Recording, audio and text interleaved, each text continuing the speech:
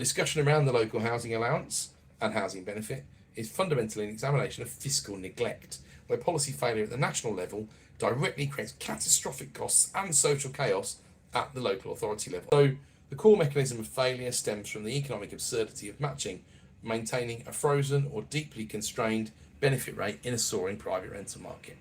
This is one area where the lobby groups and the more well-meaning charities and the housing providers all agree LHA rates must be unfrozen. Well, remember, LHA/housing benefit is supposed to be the primary preventative financial safety net, ensuring that low-income tenants can retain their homes in the PRS.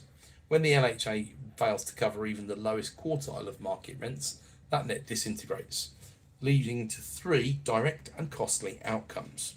When LHA ceases to function as a viable subsidy, tenants are rendered immediately unattractive to landlords or are forced into unsustainable arrears, resulting in evictions.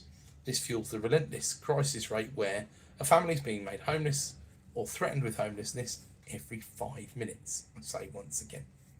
Well, every failed prevention attempt, which the inadequate LHA system guarantees, pushes the household into the statutory homelessness system. Local authorities are then legally obliged to house them. The sheer volume of this policy-induced crisis necessitates government action aimed at increasing the rate of prevention to protect thousands more households acknowledging current failures. The inability of the central benefit system to provide an adequate payment transfers the financial burden entirely to councils in the form of emergency accommodation costs.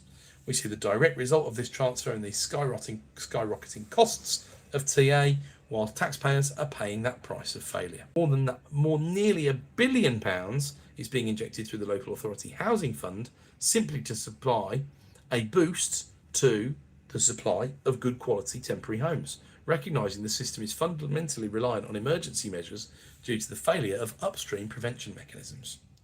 These locations are often unfit, only offering one room, no cooking facilities, fundamentally compromising the well-being and future prospects of vulnerable families.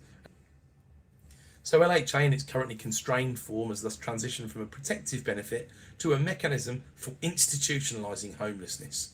It's merely an accelerator that ensures vulnerable tenants transition swiftly from private tenancy failure to public sector dependence, dramatically escalating the cost and complexity of the resulting social failure. And the current financial architecture of homelessness provision is fiscally catastrophic, representing the ultimate quantifiable evidence of policy failure. The taxpayer bill for managing this crisis, primarily through emergency sheltering, will go well over the 2.8 billion that it already costs.